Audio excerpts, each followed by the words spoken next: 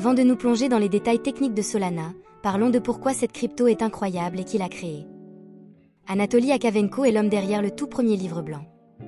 Une des choses que vous devez savoir à son sujet, c'est qu'il est plutôt intelligent et a travaillé chez Qualcomm pendant une décennie.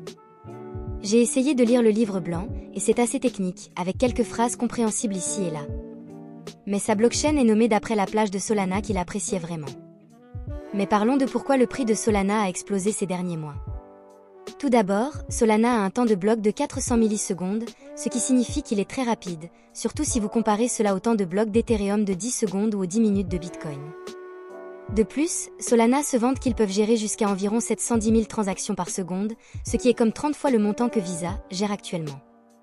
Bien qu'ils n'aient jamais réellement réussi à dépasser 50 000 dans le passé, cela ne signifie pas qu'ils ne peuvent pas faire 710 000, cela signifie simplement qu'ils n'ont pas essayé. Donc, le réseau Solana est rapide, gigantesque et aussi bon marché. Je dirais que c'est comparable au réseau Matic, avec des frais de transaction d'environ 1 centième de centime.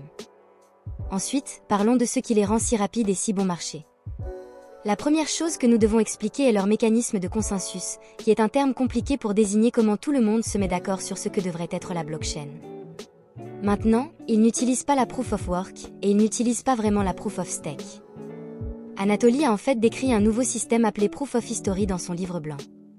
C'est essentiellement la Proof of Stake, mais cela ajoute la variable spéciale du temps. Donc, vous devez savoir que la Proof of History n'est pas un mécanisme de consensus, mais c'est une manière d'intégrer le temps dans les données de la blockchain. Nous utilisons quelque chose appelé des timestamps pour placer une date et une heure spécifiques sur les blocs, et nous le faisons pour permettre un séquençage très rapide des validateurs, essentiellement pour qu'ils connaissent leur ordre pour soumettre les blocs sans avoir à communiquer en aller et en retour. Un gros problème que d'autres blockchains ont, c'est qu'ils doivent s'accorder sur le temps. Nous considérons cela comme acquis, mais les ordinateurs doivent constamment se demander « quelle heure est-il vraiment ?», puisqu'ils ne peuvent pas faire des choses comme regarder leur téléphone ou même le soleil pour le déterminer. Sur d'autres blockchains, les nodes, qui est un mot qui signifie des ordinateurs sur le réseau, doivent constamment discuter en aller et retour, jusqu'à ce qu'ils s'accordent sur une heure, et ils doivent le faire avant de soumettre un bloc. Et dans le monde informatique, cette discussion peut prendre beaucoup de temps. Solana résout cela, en utilisant la Proof of History, pour que tout le monde date ses blocs et utilise une preuve cryptographique pour qu'il n'ait pas à attendre que tout le monde s'accorde sur l'heure. Fondamentalement, nous pouvons nous mettre d'accord sur l'organisation des données dans les blocs après coup, ce qui signifie que nous n'avons pas à attendre que d'autres validateurs vérifient et approuvent notre travail. Si on veut imaginer la chose, vous pouvez voir les choses de cette façon. Si vous voulez que tout le monde dans votre famille vous envoie une lettre et que vous voulez qu'ils le fassent un jour après l'autre, vous devez d'abord leur envoyer une lettre, puis ils doivent vous envoyer toutes leurs lettres. Le temps pendant lequel vos lettres sont toutes les deux dans le courrier est une longue période de temps. Et si la prochaine fois que vous les voyez, vous dites simplement « Envoyez-moi une lettre à 16 h le 3 janvier », comme ça, vous saurez que ça arrive et vous n'aurez pas à gaspiller de temps ou de ressources pour leur demander de le faire. En résumé, vous pourriez le configurer pour que votre oncle envoie une lettre le 3 janvier, votre tante le 4 janvier, votre cousin le 5 janvier, puis votre grand-mère le 6 janvier. Nous voulons lire ces lettres dans l'ordre, mais le problème est qu'elles utilisent chacune des fournisseurs de courrier différents, comme UPS et FedEx. Parfois, ils prennent des durées différentes, et aussi, votre oncle est en voyage d'affaires, alors il est à quelques milliers de kilomètres. En les faisant tous envoyer leurs lettres les jours où ils sont censés le faire, elles pourraient ne pas arriver dans l'ordre exact, mais ils ont écrit l'heure à laquelle ils ont réellement envoyé leurs lettres dans la lettre, donc vous pouvez les organiser quand vous les recevez. Fondamentalement, la Proof of History permet aux nodes de nous envoyer juste une multitude de blocs, et comme certaines personnes ont un internet plus rapide que d'autres, nous pouvons supposer qu'ils disent la vérité sur leur date d'envoi et ensuite les organiser après les avoir reçus, puis les ajouter à la blockchain. Maintenant, il y a un peu plus de détails sur la Proof of History, mais honnêtement, cela mérite sa propre vidéo, donc assurez-vous de cliquer sur ce bouton d'abonnement si vous ne l'avez pas encore fait. Bien évidemment, dans cette analogie, notre tante, notre oncle, cousin et grand-mère étaient en fait tous des personnes différentes envoyant des blocs, et nous pouvons utiliser les mathématiques pour découvrir que notre oncle a réellement écrit sa lettre le 3 janvier. Une autre chose intéressante est que Solana a environ 25 blocs validés par 25 personnes à la fois. C'est ainsi qu'ils sont en mesure de surpasser Visa par un facteur aussi important. En parlant de leur ressemblance avec la Proof of Stake, une chose que j'ai personnellement aimée chez Solana, c'est qu'il n'y a pas de condition pour être un validateur.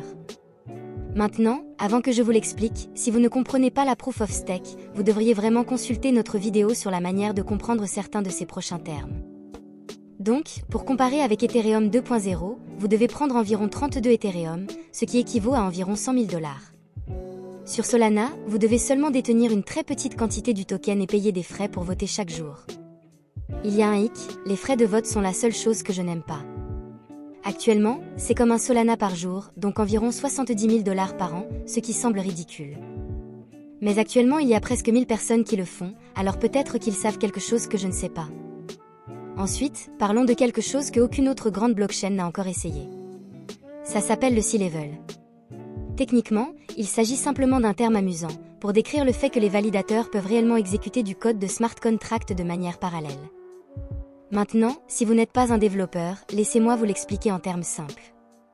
Disons que vous devez faire la vaisselle, changer le linge et ensuite balayer le sol.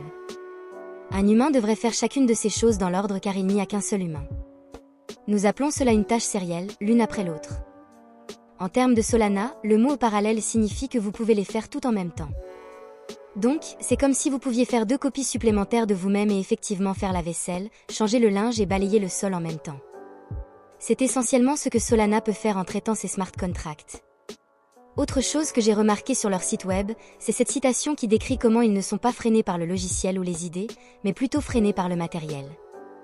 Chaque fois que Nvidia double le nombre de voies SIMD, notre réseau doublera sa capacité de calcul.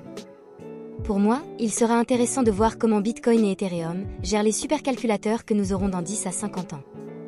Une dernière chose avant d'entrer dans la tokenomie de Sol, vous devez savoir que Solana a des smart contracts très différents d'Ethereum. Ethereum utilise un système de machines virtuelles pour exécuter son code Solidity, tandis que Solana utilise le langage de programmation Rust. Rust est un langage très bas niveau, ce qui signifie qu'il est beaucoup plus puissant, mais cela nécessite plus de travail pour créer des choses. Un inconvénient de ça est que les développeurs ne peuvent pas simplement copier-coller leur dApp et leurs projets, comme le font beaucoup d'autres blockchains à partir du réseau Ethereum. Tout doit être codé à partir de zéro. Cependant, ils auront plus de puissance que les smart contracts Ethereum. Enfin, parlons de la tokenomie. Le token sur le réseau Solana est appelé Sol, et elle est utilisée pour les frais de transaction et utilisée partout dans l'écosystème blockchain. Autant que je sache, Solana est à la fois inflationniste et déflationniste. C'est déflationniste parce que pendant longtemps, 100% de tous les frais de transaction étaient brûlés, et maintenant c'est autour de 50% qui sont brûlés. Mais c'est aussi inflationniste car ils ont récemment approuvé un calendrier d'inflation où les récompenses de mise paient environ 8%, mais elles sont réduites tous les quelques jours d'un montant très faible, jusqu'à ce que les récompenses finales de mise atteignent 1,5% en 10 ans. Maintenant, en termes d'offre totale, ils ont initialement commencé avec environ 500 millions de tokens, et bien sûr, cela continuera d'augmenter en raison des récompenses du Proof of Stake. Aussi, sur le sujet de la distribution précoce, il y avait 4 tours de financement privé avant leur ICO initial. Ces 4 tours de financement et leur ICO ont vendu environ 36% de leur offre, et à un prix très bon marché aussi. C'est-à-dire, ils vendaient ces choses pour environ 25 cents chacune, alors que le prix est actuellement à 2 cents. Un autre 13% des tokens sont allés aux fondateurs du projet, un autre 10% est allé à la fondation Solana, et les 39% restants ont été utilisés pour financer des initiatives communautaires, qui sont également actuellement détenues par le biais de la fondation. Maintenant, une chose étrange que j'ai découverte, c'est qu'il y avait un portefeuille Solana détenant environ 13 millions de tokens, et personne ne savait pourquoi. Alors, ils en ont brûlé une bonne partie. Ça vaut vraiment la peine de le mentionner. Une autre chose à mentionner est que Solana est effectivement tombé en panne pendant environ 6 heures en décembre 2020. Honnêtement, pour moi, c'est un peu effrayant car un protocole décentralisé ne devrait jamais tomber en panne. Cela signifie que tout le monde participant au réseau avait le même bug. Ce problème n'a absolument rien fait au prix, cependant. Il semble que personne n'ait vendu en panique à cause de cette nouvelle. Enfin, Solana est toujours en phase bêta. Donc, si vous êtes un investisseur ou que vous souhaitez développer une dApp pour eux, vous devez absolument le savoir. Merci beaucoup de m'avoir écouté.